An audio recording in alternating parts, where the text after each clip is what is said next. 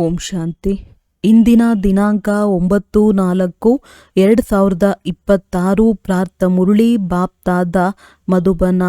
ಮಧುರ ಮಕ್ಕಳೇ, ನೀವೀಗ ಸತ್ಯ ತಂದೆಯ ಮೂಲಕ ಸತ್ಯ ಮಾತುಗಳನ್ನು ಕೇಳಿ ಪ್ರಕಾಶತೆಯಲ್ಲಿ ಬಂದಿದ್ದೀರಿ. ಅಂದಾಗ ಅನ್ಯರನ್ನು ಅಂಧಕಾರದಿಂದ ಪ್ರಕಾಶತೆಯಲ್ಲಿ ಕರೆತರುವುದು ನಿಮ್ಮ ಕರ್ತವ್ಯವಾಗಿದೆ.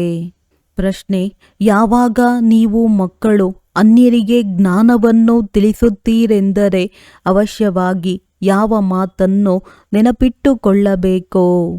ಉತ್ತರ: ಬಾಯಿಯಿಂದ ಪದೇ ಪದೇ ಬಾಬಾ ಬಾಬಾ ಎನ್ನುತ್ತೀರಿ. ಇದರಿಂದ ತನ್ನತನ ಸಮಾಪ್ತಿಯಾಗುವುದು, ಆಸ್ತಿಯು ನೆನಪಿನಲ್ಲಿರುವುದು. ಬಾಬಾ ಎನ್ನುವುದರಿಂದ ಸರ್ವವ್ಯಾಪಿಯ ಜ್ಞಾನವು ಮೊದಲೇ ಸಮಾಪ್ತಿಯಾಗುವುದು.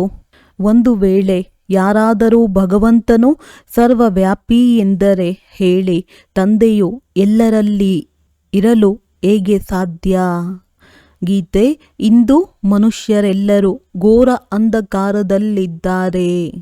ಓಂ ಶಾಂತಿ. ಮಕ್ಕಳು ಏನು ಹೇಳಿದರು ಮತ್ತು ಯಾರನ್ನು ಕರೆದರು? ಏ ಜ್ಞಾನ ಸಾಗರ, ಜ್ಞಾನ ಸೂರ್ಯ ತಂದೆ ಭಗವಂತನೆಂದು ತಂದೆಗೆ ಹೇಳಲಾಗುತ್ತದೆ. ಭಗವಂತನು ತಂದೆಯಾದರೆ ನೀವೆಲ್ಲರೂ ಅವರ ಮಕ್ಕಳಾಗಿದ್ದೀರಿ. ನಾವೆಲ್ಲರೂ ಕತ್ತಲೆಯಲ್ಲಿ ಬಂದಿದ್ದೇವೆ. ನೀವು ನಮ್ಮನ್ನು ಬೆಳಕಿನಲ್ಲಿ ಕರೆದುಕೊಂಡು ಹೋಗಿ ಎಂದು ನೀವು ಮಕ್ಕಳು ಹೇಳುತ್ತೀರಿ. ಬಾಬಾ ಎಂದು ಹೇಳುವುದರಿಂದ ತಂದೆಯನ್ನೇ ಕರೆಯುತ್ತಿದ್ದಾರೆಂದು ಸಿದ್ಧವಾಗುತ್ತದೆ. ಬಾಬಾ ಅಕ್ಷರವನ್ನು ಹೇಳುವುದರಿಂದ ಪ್ರೀತಿಯುಂಟಾಗುತ್ತದೆ, ಏಕೆಂದರೆ ತಂದೆಯಿಂದ ಆಸ್ತಿಯನ್ನು ಪಡೆದಿದ್ದೀರಿ. ಕೇವಲ ಈಶ್ವರ ಅಥವಾ ಪ್ರಭು ಎನ್ನುವುದರಿಂದ ತಂದೆಯ ಆಸ್ತಿಯ ರುಚಿ ಬರುವುದಿಲ್ಲ. ಬಾಬಾ ಎನ್ನುವುದರಿಂದ ಆಸ್ತಿಯ ನೆನಪು ಬರುತ್ತದೆ. ನಾವು ಕತ್ತಲಿನಲ್ಲಿ ಬಂದಿದ್ದೇವೆಂದು ನೀವು ತಂದೆಯನ್ನು ಕರೆಯುತ್ತೀರಿ. ನೀವು ಮತ್ತೆ ಬಂದು ನಮ್ಮನ್ನು ಜ್ಞಾನದ ಮೂಲಕ ನಮ್ಮ ದೀಪಗಳನ್ನು ಬೆಳಗಿಸಿ, ಏಕೆಂದರೆ ಆತ್ಮಗಳ ದೀಪವು ನಂದಿ ಹೋಗಿದೆ. ಮನುಷ್ಯರು ಶರೀರ ಬಿಡುತ್ತಾರೆಂದರೆ 12 ದಿನಗಳು ದೀಪವನ್ನಚ್ಚಿಡುತ್ತಾರೆ. ದೀಪವು ನಂದಿ ಹೋಗದಿರಲೆಂದು ಒಬ್ಬರು ಎಣ್ಣೆಯನ್ನು ಹಾಕಲೆಂದು ಕುಳಿತಿರುತ್ತಾರೆ. ತಂದೆಯು ತಿಳಿಸುತ್ತಾರೆ, ನೀವು ಭಾರತವಾಸಿಗಳು ಬೆಳಕಿನಲ್ಲಿ ಅರ್ಥಾತ್ ದಿನದಲ್ಲಿದ್ದೀರಿ. ಈಗ ರಾತ್ರಿಯಲ್ಲಿದ್ದೀರಿ. 12 ಗಂಟೆ ದಿನ, 12 ಗಂಟೆ ರಾತ್ರಿ. ಅದಾಗಿದೆ ಹದ್ದಿನ ಮಾತು. ಇದು ಬೇಹದ್ದಿನ ದಿನ, ಬೇಹದ್ದಿನ ರಾತ್ರಿ ಯಾವುದಕ್ಕೆ? ಬ್ರಹ್ಮನ ದಿನ ಸತ್ಯಯುಗ ತ್ರೇತ, ಬ್ರಹ್ಮನ ರಾತ್ರಿ ದ್ವಾಪರ ಕಲಿಯುಗವಾಗಿದೆ. ರಾತ್ರಿಯಲ್ಲಿ ಬಹಳ ಕತ್ತಲಿರುತ್ತದೆ. ಮನುಷ್ಯರು ತಡವರಿಸಿ ಬೀಳುತ್ತಾರೆ. ಭಗವಂತನನ್ನು ಹುಡುಕಲು 4 ಕಡೆಯೂ ತಿರುಗುತ್ತಾರೆ. ಆದರೆ ಪರಮಾತ್ಮನನ್ನು ಪಡೆಯಲು ಸಾಧ್ಯವಿಲ್ಲ. ಪರಮಾತ್ಮನನ್ನು ಪಡೆಯಲು ಭಕ್ತಿಯನ್ನು ಮಾಡುತ್ತಾರೆ. ದ್ವಾಪರದಿಂದ ಭಕ್ತಿಯು ಆರಂಭವಾಗುತ್ತದೆ, ಅರ್ಥಾತ್ ರಾವಣನ ರಾಜ್ಯವು ಆರಂಭವಾಗುತ್ತದೆ. ದಸರಾ ಹಬ್ಬವನ್ನೂ ಸಹ ಒಂದು ಕಥೆಯನ್ನಾಗಿ ಮಾಡಿದ್ದಾರೆ. ಹೇಗೆ ಸಿನಿಮಾ ನಾಟಕಗಳಿವೆಯೋ ಅದೇ ರೀತಿ ಕಥೆಗಳನ್ನೂ ಕೂಡ ಮನೋರಂಜನೆಗಾಗಿ ಮಾಡಿರುತ್ತಾರೆ. ಶ್ರೀಮದ್ ಭಗವದ್ಗೀತಾ ಎನ್ನುವುದು ಸತ್ಯವಾಗಿದೆ. ಪರಮಾತ್ಮನೇ ಮಕ್ಕಳಿಗೆ ರಾಜಯೋಗವನ್ನು ಕಲಿಸಿಕೊಟ್ಟು ರಾಜ್ಯಭಾಗ್ಯವನ್ನು ಕೊಟ್ಟರು. ಮತ್ತೆ ಭಕ್ತಿ ಮಾರ್ಗದಲ್ಲಿ ಕುಳಿತು ಇದನ್ನೇ ಕಥೆಯನ್ನಾಗಿ ಮಾಡುತ್ತಾರೆ. ವ್ಯಾಸನೇ ಗೀತೆಯನ್ನು ಮಾಡಿದ್ದರು, ಅರ್ಥಾತ್ ಕಥೆಯನ್ನು ಮಾಡಿದ್ದರು. ಸತ್ಯವಾದ ಮಾತನ್ನಂತೂ ನೀವೀಗ ತಂದೆಯಿಂದ ಕೇಳುತ್ತಿದ್ದೀರಿ. ಯಾವಾಗಲೂ ಬಾಬಾ ಬಾಬಾ ಎಂದು ಹೇಳುತ್ತಿರಬೇಕು. ಪರಮಾತ್ಮನು ನಮ್ಮ ಬಾಬಾ ಆಗಿದ್ದಾರೆ. ಹೊಸ ಪ್ರಪಂಚದ ರಚಯಿತನಾಗಿದ್ದಾರೆ. ಅವಶ್ಯವಾಗಿ ಅವರಿಂದ ಸ್ವರ್ಗದ ಆಸ್ತಿಯು ಸಿಗಬೇಕಾಗಿದೆ. ಈಗಂತೂ ನಾವು 84 ಜನ್ಮಗಳನ್ನು ಭೋಗಿಸಿ ನರಕದಲ್ಲಿ ಬಂದಿದ್ದೀರಿ. ನೀವು ಭಾರತವಾಸಿಗಳು ಸೂರ್ಯವಂಶಿ ಚಂದ್ರವಂಶಿಗಳಾಗಿದ್ದೀರಿ ಎಂದು ಮಕ್ಕಳಿಗೆ ತಂದೆಯು ತಿಳಿಸುತ್ತಾರೆ. ವಿಶ್ವದ ಮಾಲೀಕರಾಗಿದ್ದೀರಿ. ಆಗ ಯಾವುದೇ ಬೇರೆ ಧರ್ಮವಿರಲಿಲ್ಲ. ಅದಕ್ಕೆ ಸ್ವರ್ಗ ಅಥವಾ ಕೃಷ್ಣಪುರಿ ಎಂದು ಹೇಳಲಾಗುತ್ತದೆ. ಇದು ಕಂಸಪುರಿಯಾಗಿದೆ. ಬಾಪ್ತಾದ ನೆನಪು ತರಿಸುತ್ತಾರೆ. ಲಕ್ಷ್ಮೀನಾರಾಯಣರ ರಾಜ್ಯವಿತ್ತು. ತಂದೆಯೇ ಜ್ಞಾನಸಾಗರ, ಶಾಂತಿಯ ಸಾಗರ, ಪತಿತ ಪಾವನನಾಗಿದ್ದಾರೆ. ಗಂಗೆಯ ನೀರಲ್ಲ. ಎಲ್ಲ ವಧುಗಳ ವರನು ಒಬ್ಬರೇ ಭಗವಂತನಾಗಿದ್ದಾನೆಂದು ಮನುಷ್ಯರಿಗೆ ಗೊತ್ತಿಲ್ಲ. ಆತ್ಮಗಳ ತಂದೆಯು ಯಾರು ಎಂದು ಕೇಳಿದರೆ ಎಲ್ಲರೂ ತಬ್ಬಿಬ್ಬಾಗಿ ಬಿಡುತ್ತಾರೆ. ನಮಗೆ ಗೊತ್ತಿಲ್ಲವೆಂದು ಹೇಳಿಬಿಡುತ್ತಾರೆ. ಅರೆ ಆತ್ಮ, ನಿಮ್ಮ ತಂದೆಯ ಬಗ್ಗೆಯೇ ನಿಮಗೆ ಗೊತ್ತಿಲ್ಲ. ಗಾಡ್ ಫಾದರ್ ಎನ್ನುತ್ತೀರೆಂದರೆ ಅವರ ನಾಮ ರೂಪವೇನು? ತಂದೆಯ ಪರಿಚಯವಿದೆ ಎಂದರೆ ಅವರು ಸರ್ವವ್ಯಾಪಿ ಎಂದು ಹೇಳಿಬಿಡುತ್ತಾರೆ. ಅರೆ ಮಕ್ಕಳ ತಂದೆಯು ಎಲ್ಲಿಯಾದರೂ ಸರ್ವವ್ಯಾಪಿಯಾಗಲು ಸಾಧ್ಯವೇ? ರಾವಣನ ಆಸುರಿ ಮತದಂತೆ ನಡೆದು ಎಷ್ಟೊಂದು ಅಜ್ಞಾನಿಗಳಾಗಿದ್ದಾರೆ. ದೇಹಾಭಿಮಾನವೇ ನಂಬರ್ 1 ಆಗಿದೆ. ತಮ್ಮನ್ನು ಆತ್ಮ ಎಂದು ನಿಶ್ಚಯ ಮಾಡಿಕೊಳ್ಳುವುದಿಲ್ಲ. ನಾನು ಇಂಥವನೆಂದು ಹೇಳುತ್ತಾರೆ ಅಷ್ಟೇ. ಇದು ಶರೀರದ ಮಾತಾಗಿದೆ. ಅಸಲಾಗಿ ತಾವು ಯಾರು ಎಂದು ಗೊತ್ತಿಲ್ಲ. ನಾನು ನ್ಯಾಯಾಧೀಶನಾಗಿದ್ದೇನೆ, ಇದಾಗಿದ್ದೇನೆ ಎಂದು ಹೇಳುತ್ತಿರುತ್ತಾರೆ. ಆದರೆ ಇದು ತಪ್ಪಾಗಿದೆ. ನಾನು ಮತ್ತು ನನ್ನದು ಎಂಬ 2 ವಸ್ತುಗಳಿವೆ. ಆತ್ಮವು ಅವಿನಾಶಿಯಾಗಿದೆ, ಶರೀರವು ವಿನಾಶಿಯಾಗಿದೆ. ಹೆಸರನ್ನು ಶರೀರಕ್ಕೆ ಇಡಲಾಗುತ್ತದೆ, ಆತ್ಮಕ್ಕೆ ಯಾರೂ ಹೆಸರನ್ನಿಡುವುದಿಲ್ಲ. ನನ್ನ ಹೆಸರಂತೂ ಶಿವ ಎಂದಾಗಿದೆ ಎಂದು ತಂದೆಯು ತಿಳಿಸುತ್ತಾರೆ. ಶಿವ ಜಯಂತಿಯನ್ನು ಸಹ ಆಚರಿಸುತ್ತಾರೆ. ಆ ನಿರಾಕಾರನ ಜಯಂತಿಯು ಹೇಗಾಗಲು ಸಾಧ್ಯ? ಅವರು ಯಾವುದರಲ್ಲಿ ಬರುತ್ತಾರೆ? ಇದು ಯಾರಿಗೂ ಗೊತ್ತಿಲ್ಲ. ಎಲ್ಲ ಆತ್ಮಗಳ ಹೆಸರು ಆತ್ಮ ಪರಮಾತ್ಮನ ಹೆಸರು ಮಾತ್ರ ಶಿವ ಎಂದಾಗಿದೆ. ಬಾಕಿ ಎಲ್ಲರೂ ಸಾಲಿಗ್ರಾಮಗಳಾಗಿದ್ದಾರೆ. ಆತ್ಮಗಳೆಲ್ಲರೂ ಮಕ್ಕಳಾಗಿದ್ದಾರೆ. ಎಲ್ಲ ಆತ್ಮರುಗಳ ತಂದೆಯು ಒಬ್ಬ ಶಿವ ತಂದೆಯಾಗಿದ್ದಾರೆ. ಅವರು ಬೇಹದ್ದಿನ ತಂದೆಯೂ ಆಗಿದ್ದಾರೆ. ಅವರನ್ನು ಎಲ್ಲರೂ ಪಾವನ ಮಾಡು ಎಂದು ಕರೆಯುತ್ತಾರೆ. ನಾವೆಲ್ಲರೂ ದುಃಖಿಗಳಾಗಿದ್ದೇವೆ. ಆತ್ಮವು ಕರೆಯುತ್ತದೆ. ದುಃಖದಲ್ಲಿ ಎಲ್ಲ ಮಕ್ಕಳು ನೆನಪು ಮಾಡುತ್ತಾರೆ. ಮತ್ತೆ ಈ ಮಕ್ಕಳೇ ಸುಖದಲ್ಲಿದ್ದಾಗ ನೆನಪೇ ಮಾಡುವುದಿಲ್ಲ. ರಾವಣನು ದುಃಖಿಯನ್ನಾಗಿ ಮಾಡಿದ್ದನು. ರಾವಣನು ನಿಮ್ಮ ಹಳೆಯ ಶತ್ರುವಾಗಿದ್ದಾನೆಂದು ತಂದೆಯು ತಿಳಿಸುತ್ತಾರೆ. ಇದು ಡ್ರಾಮಾದ ಆಟವು ಮಾಡಲ್ಪಟ್ಟಿದೆ. ಎಲ್ಲರೂ ಈಗ ಅಂಧಕಾರದಲ್ಲಿದ್ದಾರೆ. ಆದ್ದರಿಂದ ಜ್ಞಾನ ಸೂರ್ಯನೇ ಬನ್ನಿ, ನಮ್ಮನ್ನು ಬೆಳಕಿನಲ್ಲಿ ಕರೆದುಕೊಂಡು ಹೋಗು ಎಂದು ಕರೆಯುತ್ತಾರೆ. ಭಾರತವು ಸುಖಧಾಮವಾಗಿದ್ದಾಗ ಯಾರೂ ಕರೆಯುತ್ತಿರಲಿಲ್ಲ. ಅಲ್ಲಿ ಯಾವುದೇ ಅಪ್ರಾಪ್ತ ವಸ್ತುವು ಇರುವುದಿಲ್ಲ. ಇಲ್ಲಂತೂ ಶಾಂತಿ ದೇವ ಎಂದು ಚೀರಾಡುತ್ತಾರೆ. ತಂದೆಯು ತಿಳಿಸುತ್ತಾರೆ, ಶಾಂತಿಯಂತೂ ನಿಮ್ಮ ಸ್ವಧರ್ಮವಾಗಿದೆ, ನಿಮ್ಮ ಕೊರಳಿನ ಹಾರವಾಗಿದೆ. ಆತ್ಮವು ಶಾಂತಿಧಾಮದ ನಿವಾಸಿಯಾಗಿದೆ. ಶಾಂತಿಧಾಮದಿಂದ ಮತ್ತೆ ಸುಖಧಾಮಕ್ಕೆ ಹೋಗುತ್ತದೆ. ಅಲ್ಲಂತೂ ಸುಖವೇ ಸುಖವಿದೆ. ನಿಮಗೆ ಅಲ್ಲಿ ಚೀರಾಡುವ ಗೋಜಿಲ್ಲ.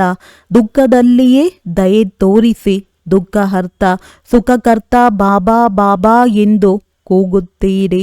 ಶಿವಬಾಬಾ ಮಧುರವಾದ ಬಾಬಾ ಬನ್ನಿ ಎಂದು ಕರೆಯುತ್ತೀರಿ. ಬರುತ್ತಾರೆ. ಆದ್ದರಿಂದ ಶಿವ ಜಯಂತಿಯನ್ನಾಚರಿಸುತ್ತೀರಿ. ಶ್ರೀಕೃಷ್ಣನು ಸ್ವರ್ಗದ ರಾಜಕುಮಾರನಾಗಿದ್ದನು. ಅವರ ಜಯಂತಿಯನ್ನೂ ಸಹ ಆಚರಿಸುತ್ತಾರೆ. ಆದರೆ ಕೃಷ್ಣನು ಯಾವಾಗ ಬಂದನೆಂದು ಯಾರಿಗೂ ಗೊತ್ತಿಲ್ಲ. ರಾಧೆ ಕೃಷ್ಣರ ಸ್ವಯಂವರದ ನಂತರವೇ ಲಕ್ಷ್ಮೀನಾರಾಯಣರಾಗುತ್ತಾರೆ. ಇದು ಯಾರಿಗೂ ತಿಳಿದಿಲ್ಲ. ಓ ಗಾಡ್ ಫಾದರ್ ಎಂದು ಕೂಗುತ್ತಾರೆ. ಒಳ್ಳೆಯದು. ಅವರ ನಾಮ ರೂಪ ಏನೆಂದು ಕೇಳಿದರೆ ಅವರು ನಾಮರೂಪದಿಂದ ಭಿನ್ನವೆಂದು ಹೇಳಿಬಿಡುತ್ತಾರೆ. ಅರೆ, ಗಾಡ್ ಫಾದರ್ ಎಂದು ಕರೆಯುತ್ತೀರಿ, ನಾಮರೂಪದಿಂದ ಭಿನ್ನವೆಂದು ಹೇಳುತ್ತೀರಿ.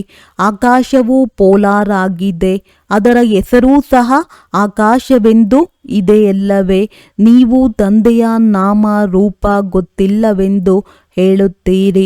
ಅಂದ ಮೇಲೆ ನಿಮ್ಮ ಬಗ್ಗೆ ನಿಮಗೆ ಗೊತ್ತಿದೆಯೇ ಎಂದು ಕೇಳಿದರೆ ಹೌದು, ನಾವಾತ್ಮಗಳಾಗಿದ್ದೇವೆ ಎಂದು ಹೇಳುತ್ತಾರೆ. ಒಳ್ಳೆಯ ಆತ್ಮದ ನಾಮರೂಪವನ್ನು ತಿಳಿಸಿರಿ ಎಂದು ಕೇಳಿದಾಗ ಆತ್ಮನೇ ಪರಮಾತ್ಮನೆಂದು ಹೇಳುತ್ತಾರೆ. ಆತ್ಮವು ನಾಮರೂಪದಿಂದ ಭಿನ್ನವಾಗಿರಲು ಸಾಧ್ಯವೇ ಇಲ್ಲ. ಆತ್ಮವು ಒಂದು ಬಿಂದು ರೂಪ ನಕ್ಷತ್ರದ ಸಮಾನವಾಗಿದೆ, ಭ್ರುಕುಟಿಯ ಮಧ್ಯದಲ್ಲಿರುತ್ತದೆ. ಈ ಚಿಕ್ಕ ಆತ್ಮದಲ್ಲಿ 84 ಜನ್ಮಗಳ ಪಾತ್ರವು ನೋಂದಾವಣೆಯಾಗಿದೆ. ಇದು ಬಹಳ ತಿಳಿದುಕೊಳ್ಳುವ ಮಾತುಗಳಾಗಿವೆ. ಆದ್ದರಿಂದ 7 ದಿನದ ಬಟ್ಟಿಯ ಮಾತಿನ ಗಾಯನವಿದೆ. ದ್ವಾಪರದಿಂದ ರಾವಣ ರಾಜ್ಯವು ಪ್ರಾರಂಭವಾದಾಗಿನಿಂದ ವಿಕಾರಗಳ ಪ್ರವೇಶತೆಯಾಯಿತು. ಏಣಿಯನ್ನು ಇಳಿಯುತ್ತಲೇ ಬಂದಿರಿ. ಈಗ ಎಲ್ಲರಿಗೂ ಗ್ರಹಣ ಹಿಡಿದಿರುವುದರಿಂದ ಕಪ್ಪಾಗಿ ಬಿಟ್ಟಿದ್ದಾರೆ. ಆದ್ದರಿಂದ ಜ್ಞಾನ ಸೂರ್ಯ ಬನ್ನಿ, ಬಂದು ನಮ್ಮೆಲ್ಲರನ್ನೂ ಬೆಳಕಿನಲ್ಲಿ ಕರೆದುಕೊಂಡು ಹೋಗು ಎಂದು ಕರೆಯುತ್ತಾರೆ. ಜ್ಞಾನಾಂಜನವನ್ನು ಸದ್ಗುರು ಕೊಟ್ಟರು. ಅಜ್ಞಾನ ಅಂಧಕಾರ ವಿನಾಶವಾಯಿತು. ಬುದ್ಧಿಯಲ್ಲಿ ತಂದೆಯೇ ಬರುತ್ತಾರೆ. ಜ್ಞಾನಾಂಜನ ಗುರು ಕೊಟ್ಟರೆಂದಲ್ಲ, ಏಕೆಂದರೆ ಗುರುಗಳು ಅನೇಕರಿದ್ದಾರೆ. ಅವರಲ್ಲಿ ಜ್ಞಾನವೆಲ್ಲಿದೆ? ಇದು ಅವರ ಗಾಯನವಲ್ಲ. ಜ್ಞಾನಸಾಗರ, ಪತಿತ ಪಾವನ, ಸರ್ವರ ಸದ್ಗತಿದಾತ ಒಬ್ಬರೇ ತಂದೆಯಾಗಿದ್ದಾರೆ. ಬೇರೆ ಯಾರೂ ಈ ಜ್ಞಾನವನ್ನು ಕೊಡಲು ಸಾಧ್ಯವಿಲ್ಲ. ಸಾಧುಗಳು ಭಗವಂತನನ್ನು ಮಿಲನ ಮಾಡಲು ಅನೇಕ ಮಾರ್ಗಗಳನ್ನು ತಿಳಿಸುತ್ತಾರೆ. ಶಾಸ್ತ್ರವನ್ನು ಓದುವುದು, ಯಜ್ಞ ತಪ ಇತ್ಯಾದಿಗಳನ್ನು ಮಾಡುವುದು, ಇವೆಲ್ಲವೂ ಭಗವಂತನನ್ನು ಮಿಲನ ಮಾಡುವುದಕ್ಕೆ ಮಾರ್ಗಗಳೆಂದು ಹೇಳುತ್ತಾರೆ. ಆದರೆ ಪತಿತರು ಮತ್ತೆ ಪಾವನ ಪ್ರಪಂಚಕ್ಕೆ ಹೋಗಲು ಸಾಧ್ಯವಿಲ್ಲ. ಆದ್ದರಿಂದ ಸ್ವಯಂ ನಾನೇ ಬರುತ್ತೇನೆ ಎಂದು ತಂದೆಯು ತಿಳಿಸುತ್ತಾರೆ. ಬ್ರಹ್ಮ ವಿಷ್ಣು ಶಂಕರನು ದೇವತೆಯಾಗಿದ್ದಾರೆ. ಅವರನ್ನು ಭಗವಂತನೆಂದು ಕರೆಯಲು ಸಾಧ್ಯವಿಲ್ಲ. ಭಗವಂತನು ಒಬ್ಬರೇ ಆಗಿದ್ದಾರೆ.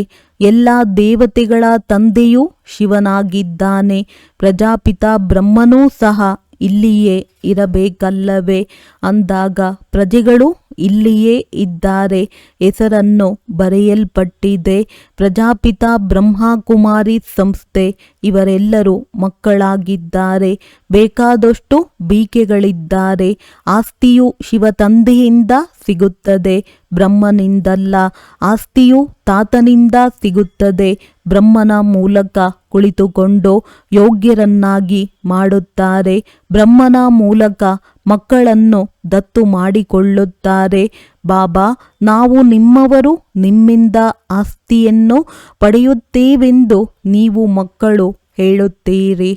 ಬ್ರಹ್ಮನ ಮೂಲಕ ವಿಷ್ಣುಪುರಿಯ ಸ್ಥಾಪನೆಯಾಗುತ್ತದೆ. ಶ್ರೀಮತ ಅಥವಾ ಶ್ರೇಷ್ಠಾತಿ ಶ್ರೇಷ್ಠ ಭಗವಂತನ ಗೀತೆಯಾಗಿದೆ. ಭಗವಂತ ಒಬ್ಬ ನಿರಾಕಾರಿಯಾಗಿದ್ದಾರೆ. ಮಕ್ಕಳಿಗೆ ನೀವು 84 ಜನ್ಮಗಳಿದ್ದೀರೆಂದು ತಂದೆಯೇ ತಿಳಿಸುತ್ತಾರೆ. ಆತ್ಮ ಪರಮಾತ್ಮನು ಬಹಳ ಕಾಲ ಅಗಲಿದ್ದರು ಎಂದು ಬಹಳ ಕಾಲ ಭಾರತವಾಸಿಗಳೇ ಇದ್ದರು. ಬೇರೆ ಯಾವುದೇ ಧರ್ಮವೂ ಇರಲಿಲ್ಲ. ಮೊಟ್ಟಮೊದಲು ಅವರೇ ಅಗಲಿದ್ದವರಾಗಿದ್ದಾರೆ. ತಂದೆಯಿಂದ ಅಗಲಿ ಪಾತ್ರವನ್ನಭಿನಯಿಸಲು ಬಂದಿದ್ದಾರೆ. ಏ ಆತ್ಮಗಳೇ, ತಂದೆಯಾದ ನನ್ನನ್ನು ನೆನಪು ಮಾಡಿ ಎಂದು ತಂದೆಯು ತಿಳಿಸುತ್ತಾರೆ. ಇದು ನೆನಪಿನ ಯಾತ್ರೆ ಅಥವಾ ಯೋಗಾಗ್ನಿಯಾಗಿದೆ. ತಲೆಯ ಮೇಲೆ ಯಾವ ಪಾಪಗಳ ಹೊರೆ ಇದೆಯೋ ಅದು ಯೋಗದ ಅಗ್ನಿಯಿಂದಲೇ ಭಸ್ಮವಾಗುವುದು. ನೀವು ಚಿನ್ನದ ಯುಗದಲ್ಲಿದ್ದೀರಿ, ಈಗ ಕಬ್ಬಿಣದ ಯುಗದಲ್ಲಿ ಬಂದಿದ್ದೀರಿ. ಮಧುರ ಮಕ್ಕಳೇ, ಈಗ ನನ್ನನ್ನು ನೆನಪು ಮಾಡಿ ಎಂದು ತಿಳಿಸುತ್ತಾರೆ. ಇದು ಬುದ್ಧಿಯ ಕೆಲಸವಾಗಿದೆ. ದೇಹ ಸಹಿತವಾಗಿ ದೇಹದ ಎಲ್ಲ ಸಂಬಂಧವನ್ನು ಮರೆತು ನನ್ನನ್ನು ನೆನಪು ಮಾಡಿ. ನೀವು ಆತ್ಮರಾಗಿದ್ದೀರಲ್ಲವೇ? ಇದು ನಿಮ್ಮ ಶರೀರವಾಗಿದೆ. ನಾನು ನಾನು ಎಂದು ಆತ್ಮವೇ ಹೇಳುತ್ತದೆ. ರಾವಣನು ನಿಮ್ಮನ್ನು ಪತಿತರನ್ನಾಗಿ ಮಾಡಿದ್ದಾನೆ. ಈ ಆಟವು ಮಾಡಲ್ಪಟ್ಟಿದೆ. ಪಾವನ ಭಾರತ ಮತ್ತು ಪತಿತ ಭಾರತವಾಗಿರುತ್ತದೆ. ನೀವು ಪತಿತರಾದಾಗ ರಾಮರಾಜ್ಯ ಬೇಕೆಂದು ಕೂಗುತ್ತೀರಿ. ಹೇಳುವುದೇನೋ ಹೇಳುತ್ತಾರೆ, ಆದರೆ ಅದರ ಅರ್ಥವಂತೂ ಗೊತ್ತಿಲ್ಲ. ಜ್ಞಾನವನ್ನು ಕೊಡುವವರು ಜ್ಞಾನದ ಸಾಗರನಾಗಿದ್ದಾರೆ. ತಂದೆಯು ಬಂದು ಸೆಕೆಂಡಿನಲ್ಲಿ ಆಸ್ತಿಯನ್ನು ಕೊಡುತ್ತಾರೆ. ನೀವು ಈಗ ಸೂರ್ಯವಂಶಿ ಚಂದ್ರವಂಶೀಯ ಆಸ್ತಿಯನ್ನು ಪಡೆಯಲು ತಂದೆಯ ಮಕ್ಕಳಾಗಿದ್ದೀರಿ. ನಂತರ ಸತ್ಯ ತ್ರೇತಾಯುಗದಲ್ಲಿ ಅಮರರಾಗಿ ಹೋಗುತ್ತೀರಿ. ಇಂಥವರು ಶರೀರ ಬಿಟ್ಟರೆಂದು ಅಲ್ಲಿ ಹೇಳುವುದಿಲ್ಲ. ಸತ್ಯಯುಗದಲ್ಲಿ ಅಕಾಲ ಮೃತ್ಯುವಾಗುವುದಿಲ್ಲ. ನೀವು ಕಾಲನ ಮೇಲೆ ವಿಜಯವನ್ನು ಪಡೆಯುತ್ತೀರಿ. ದುಃಖದ ಹೆಸರಿರುವುದಿಲ್ಲ. ಅದಕ್ಕೆ ಸುಖಧಾಮವೆಂದು ಹೇಳಲಾಗುತ್ತದೆ. ನಾವಂತೂ ನಿಮಗೆ ಸ್ವರ್ಗದ ರಾಜ್ಯಭಾಗ್ಯವನ್ನು ಕೊಡುತ್ತೇನೆಂದು ತಂದೆಯು ಹೇಳುತ್ತಾರೆ. ಅಲ್ಲಂತೂ ಬಹಳ ವೈಭವಗಳಿರುತ್ತವೆ. ಭಕ್ತಿ ಮಾರ್ಗದಲ್ಲಿ ಮಂದಿರಗಳನ್ನು ಕಟ್ಟಿಸುವಾಗಲೂ ನಿಮ್ಮಲ್ಲಿ ಎಷ್ಟೊಂದು ಹಣವಿತ್ತು. ಭಾರತವು ಏನಾಗಿತ್ತು? ಉಳಿದ ಬೇರೆಲ್ಲ ಆತ್ಮಗಳು ನಿರಾಕಾರಿ ಪ್ರಪಂಚದಲ್ಲಿದ್ದರು. ಶ್ರೇಷ್ಠಾತಿ ಶ್ರೇಷ್ಠ ತಂದೆಯು ಈಗ ಬಂದು ಸ್ವರ್ಗದ ಸ್ಥಾಪನೆ ಮಾಡುತ್ತಿದ್ದಾರೆಂದು ಮಕ್ಕಳು ತಿಳಿದುಕೊಂಡಿದ್ದಾರೆ. ಮೊದಲಿಗೆ ಶ್ರೇಷ್ಠಾತಿ ಶ್ರೇಷ್ಠ ಶಿವ ತಂದೆಯಾಗಿದ್ದಾರೆ. ನಂತರ ಬ್ರಹ್ಮ ವಿಷ್ಣು ಶಂಕರ, ನಂತರ ಈ ಪ್ರಪಂಚ. ಜ್ಞಾನದಿಂದ ನೀವು ಮಕ್ಕಳಿಗೆ ಸದ್ಗತಿಯಾಗುತ್ತದೆ. ಗಾಯನವೂ ಇದೆ. ಜ್ಞಾನ, ಭಕ್ತಿ, ವೈರಾಗ್ಯ. ಹಳೆಯ ಪ್ರಪಂಚದಿಂದ ವೈರಾಗ್ಯ ಉಂಟಾಗುತ್ತದೆ, ಏಕೆಂದರೆ ಸತ್ಯಯುಗದ ರಾಜ್ಯಭಾಗ್ಯ ಸಿಗುತ್ತದೆ. ಮಕ್ಕಳೇ, ನನ್ನನ್ನು ನೆನಪು ಮಾಡಿ ಎಂದು ತಿಳಿಸುತ್ತಾರೆ. ನನ್ನನ್ನು ನೆನಪು ಮಾಡುವುದರಿಂದ ನನ್ನ ಬಳಿ ಬರುತ್ತೀರಿ. ಒಳ್ಳೆಯದು. ಮಧುರಾತಿ ಮಧುರ ಅಗಲಿ ಹೋಗಿ ಮರಳಿ ಸಿಕ್ಕಿರುವ ಮಕ್ಕಳ ಪ್ರತಿ ಮಾತ್ಪಿತಾ ಬಾಪ್ ದಾದಾರವರ ನೆನಪು, ಪ್ರೀತಿ ಹಾಗೂ ಸುಪ್ರಭಾತ. ಆತ್ಮಿಕ ಮಕ್ಕಳಿಗೆ ಆತ್ಮಿಕ ತಂದೆಯ ನಮಸ್ತೆ. ಧಾರಣೆಗಾಗಿ ಮುಖ್ಯ ಸಾರ. ತಲೆಯ ಮೇಲಿರುವ ಹೊರೆಯನ್ನು ಯೋಗಾಗ್ನಿಯಿಂದ ಭಸ್ಮ ಮಾಡಬೇಕಾಗಿದೆ. ಬುದ್ಧಿಯಿಂದ ದೇಹ ಸಹಿತ ದೇಹದ ಎಲ್ಲ ಸಂಬಂಧಗಳನ್ನು ಮರೆತು ಒಬ್ಬ ತಂದೆಯನ್ನು ನೆನಪು ಮಾಡಬೇಕು. ಚೀರಾಡುವ ಕೂಗುವ ಬದಲಾಗಿ ತಮ್ಮ ಸ್ವಧರ್ಮ ಶಾಂತಿಯಲ್ಲಿ ಸ್ಥಿತರಾಗಬೇಕು. ಶಾಂತಿಯು ನಿಮ್ಮ ಕೊರಳಿನ ಹಾರವಾಗಿದೆ. ದೇಹಾಭಿಮಾನದಲ್ಲಿ ಬಂದು ನಾನು ಮತ್ತು ನನ್ನ ಶಬ್ದವನ್ನು ಹೇಳಬಾರದು.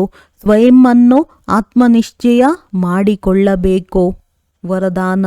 ತಮ್ಮ ಸತೋಗುಣಿ ದೃಷ್ಟಿಯ ಮೂಲಕ ಅನ್ಯ ಆತ್ಮರುಗಳ ದೃಷ್ಟಿ ವೃತ್ತಿಯ ಪರಿವರ್ತನೆಯನ್ನು ಮಾಡುವಂತಹ ಸಾಕ್ಷಾತ್ಕಾರ ಮೂರ್ತಿಭವ.